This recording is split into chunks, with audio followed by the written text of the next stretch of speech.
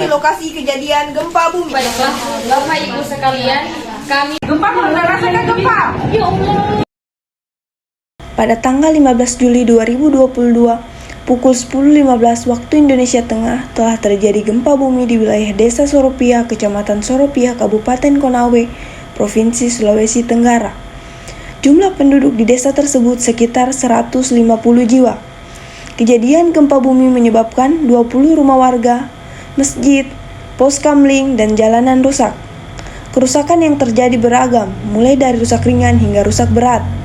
Gempa bumi juga menyebabkan adanya korban sebanyak 7 orang. Sebelumnya, BMKG mencatat telah terjadi gempa 3 kali berturut-turut dalam seminggu terakhir yang berkekuatan 3-4 magnitudo. Pasca kejadian gempa bumi, warga desa Soropia terlihat terkejut dan berhamburan keluar rumah.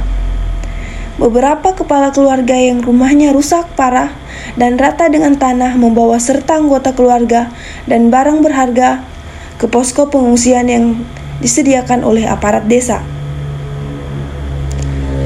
Dari pemantauan di wilayah desa Soropia, setidaknya dilaporkan ada 10 rumah warga rusak berat akibat gempa bumi. 1 rumah rata dengan tanah dan beberapa rumah roboh akibat tertimpa pohon tumbang.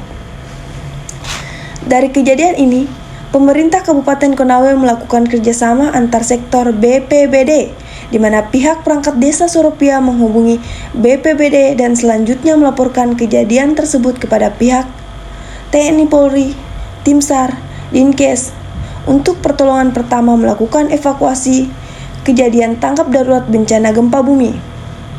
Pihak TNI Polri, Tim SAR, Dinkes bersedia untuk mengirimkan ambulans, peralatan, dan tim medis, perawat, serta tenaga kesehatan lainnya menuju lokasi kejadian.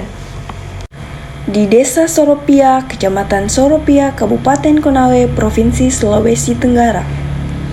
Pada tanggal 14 Juli 2022 pukul 10.15, warga Desa Soropia terlihat tetap melakukan aktivitas seperti biasanya, tanpa menghiraukan kembali bencana gempa bumi yang telah terjadi pada seminggu terakhir ini. Tim kesehatan bersama pihak BPBD hari ini akan melakukan penyuluhan di Desa Soropia, mengingat telah terjadinya gempa 3 kali berturut-turut dalam seminggu terakhir, yang berkekuatan 3-4 magnitudo. Assalamualaikum warahmatullahi wabarakatuh. Waalaikumsalam warahmatullahi wabarakatuh. Yang saya hormati warga desa Soropia dan dari tim kesehatan serta BPBD, yang dimana tujuan mereka hari ini kesini untuk melakukan penyuluhan terkait bencana gempa bumi yang terjadi beberapa waktu ke belakang.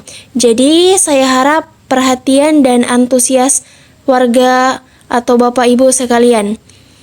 Untuk mengefisienkan waktu, langsung saja ya saya alihkan kepada Ibu perawat untuk melakukan penyuluhan. Kepada Ibu, saya persilahkan.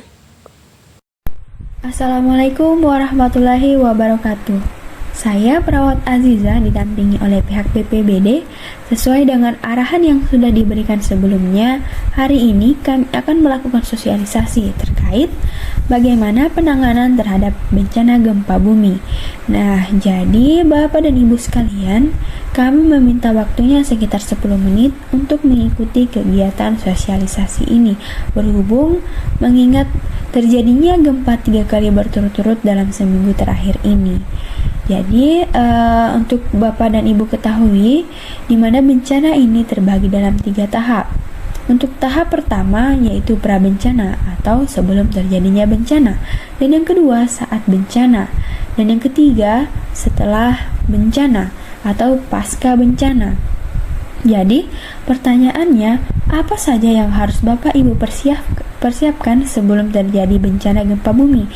Nah, yang pertama, kita bisa mengenali situasi rumah wilayah tempat tinggal kita. Seperti yang kita ketahui, Bapak dan Ibu, wilayah Kelurahan Soropia ini berada pada medium risk zone, yang artinya memasuki kawasan rawan terjadinya bencana, salah satunya gempa bumi.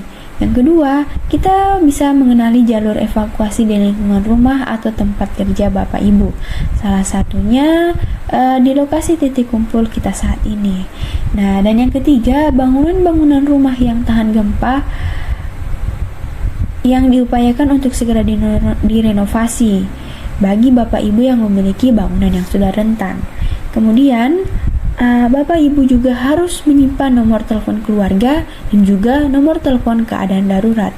Kemudian, Bapak Ibu juga harus memperhatikan barang-barang yang mudah pecah, terbakar, usahakan diletakkan pada tempat yang lebih rendah dan tertutup. Selanjutnya, Bapak Ibu siapkan barang yang penting di dalam sebuah tas, seperti dokumen-dokumen penting, lampu, senter, makanan dan minuman siap saji. Nah, dan yang terakhir, Bapak Ibu juga bisa melakukan latihan yang bermanfaat dalam menghadapi reruntuhan saat gempa di rumah, seperti merunduk, perlindungan terhadap kepala, berpegangan atau bersembunyi di bawah meja.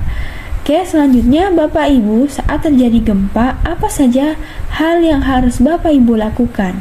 Jadi yang pertama adalah dengan cara berlindung di bawah meja atau lindungi kepala dengan bantal.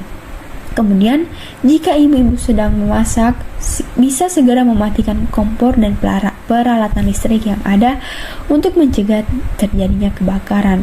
Selanjutnya, jika Bapak Ibu berada di luar rumah, jangan mendekati tiang, pohon, sumber listrik, atau gedung yang mungkin saja bisa rubuh.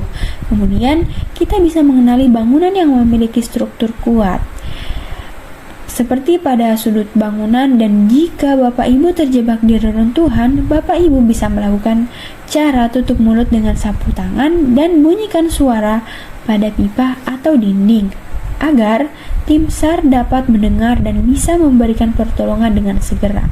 Baiklah, Bapak Ibu, gempa bumi itu tidak dapat kita hindari, namun dengan melakukan strategi-strategi yang sudah disampaikan tadi, semoga gempa bumi ini bisa kita siasati.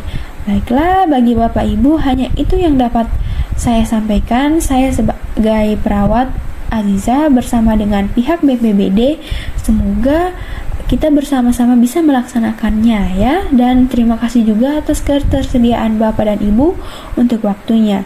Dan juga sekarang silakan Bapak dan Ibu bisa melanjutkan aktivitasnya masing-masing. Kami akhiri.